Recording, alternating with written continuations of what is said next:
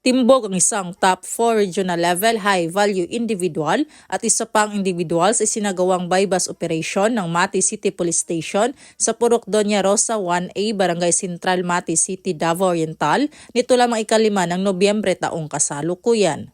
Kinilala ni Police Major Al Anthony I. Gumban, officer in charge ng Mati Police Station, ang mga sospek na sina alias Tonton, 39 anyos, na tinaguriang isang top 4 regional level high-value individual, at alias Choi, 24 anyos, na pawang mga residente ng Mati City, Davao Oriental.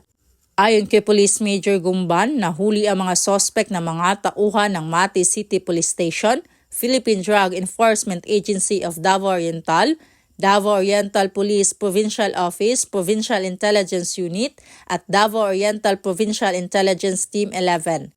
Nakumpiska mula sa mga sospek ang mga pakete ng hinihinalang shabu na may bigat na 40 grams at may standard drug price na 272,000 pesos at iba pang non-drug evidence. Ang mga sospek ay nasa kustodiya ng nasabing istasyon upang dumaan sa tamang disposisyon at mahaharap sa kasong paglabag sa Republic Act 9165 o Comprehensive Dangerous Drugs Act of 2002.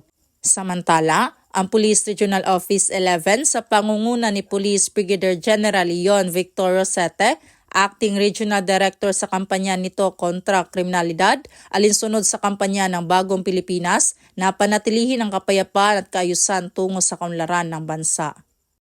Mula dito sa Davao Oriental Police Provincial Office, ako ang inyong PNN Correspondent, Patrolwoman Daphne Pasaol, alagad ng batas, tagataguyod ng balitang pulis.